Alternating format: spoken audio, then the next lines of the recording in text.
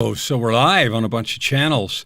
Today's video is you got this here now. Yeah, ooh, jumping off the end of the dock. You got this. What, got wet? No, that's not what we're talking about. What I'm talking about is way not hypey, even though I did that weird dance right there and waving my arms and things. There is so much noise about things that happen to us. And we see headlines every day about people did this to so-and-so, and we're incented and pushed into, getting riled up about the wrongness of this or the rightness of that. And I want you to slow down. And part of it is everything's for sale, right? There's an incessant, I saw this several articles yesterday about television production. This is just one little facet of our society. This was about Netflix nearly going bankrupt. Or is bankrupt. I don't know. Netflix is in trouble. Disney is cutting back $3 billion this year on content production, and there was some other network that was cutting back $1 billion. And there's just, there's so many things, and it's so segmented that there's less and less and less people for each of the areas, each of the tiny little niches or niches, as they call them in marketing. Well, this isn't marketing, and I'm not talking to you about marketing today. What I struggle with is all of this marketing stuff that we see, whether it's marketing politics, marketing opinions, marketing to get you to like or hate somebody, or to like this music or that product, or buy this or do that. It's so focused on making us feel like we're going to miss something if we don't do it right this minute. So I want you to just slow down with me for a minute. And I want you to answer a question. What do you need? Like, I don't know what you will say you need, but I need nothing. I don't need anything. And I need air to breathe. That would be nice. Otherwise I'll die. I need some food to eat. I need water. But besides those physical things which we need, and I recognize there are places and situations where that is in jeopardy.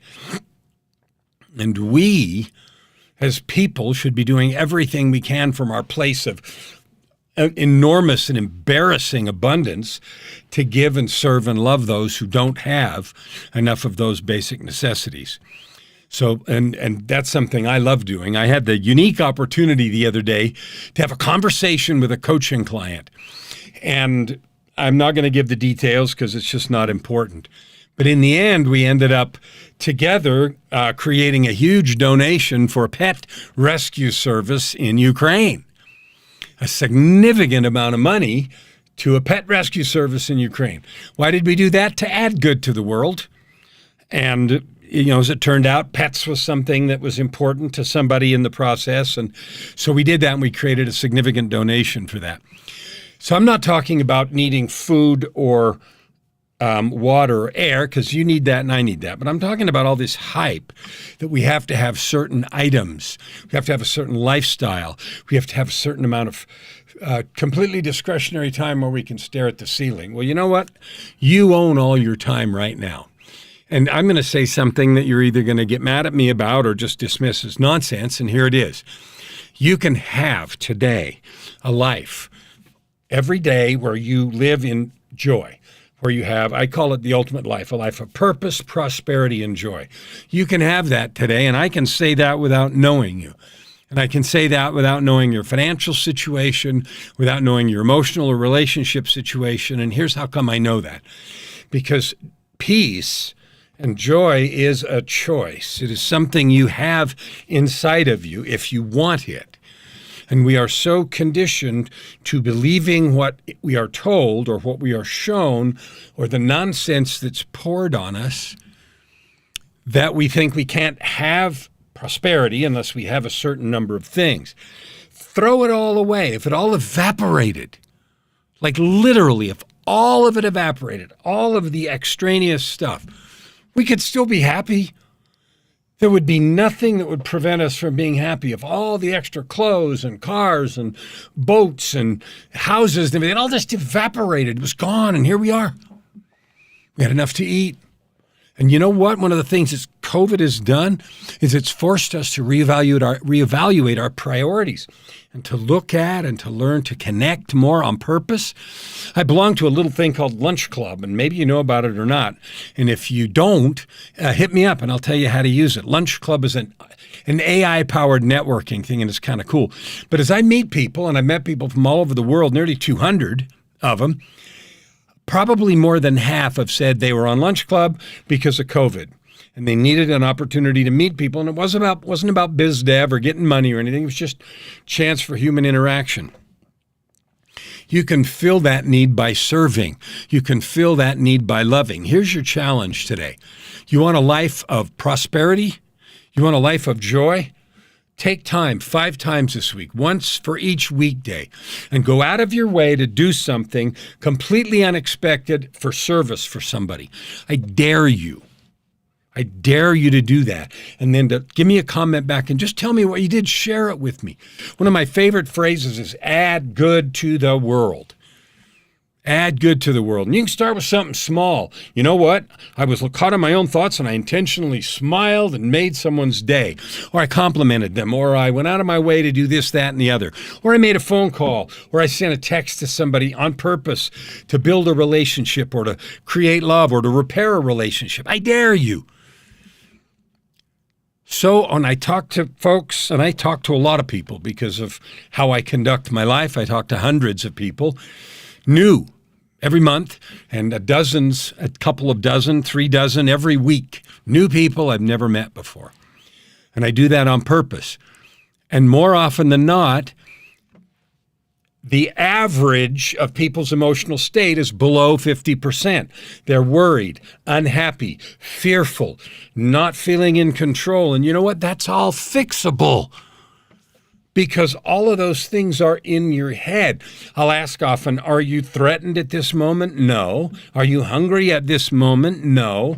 Are you in doubt where your next food is coming from? No. Are you sleeping on the street? No. Once in a while the answer is yes, but not usually. So when you think about what you really need, cut out all the extraneous stuff. What do you actually need? When I studied martial arts regularly, I found a book on Kung Fu proverbial wisdom. And one of the phrases in there was, he who knows that enough is enough will always have enough.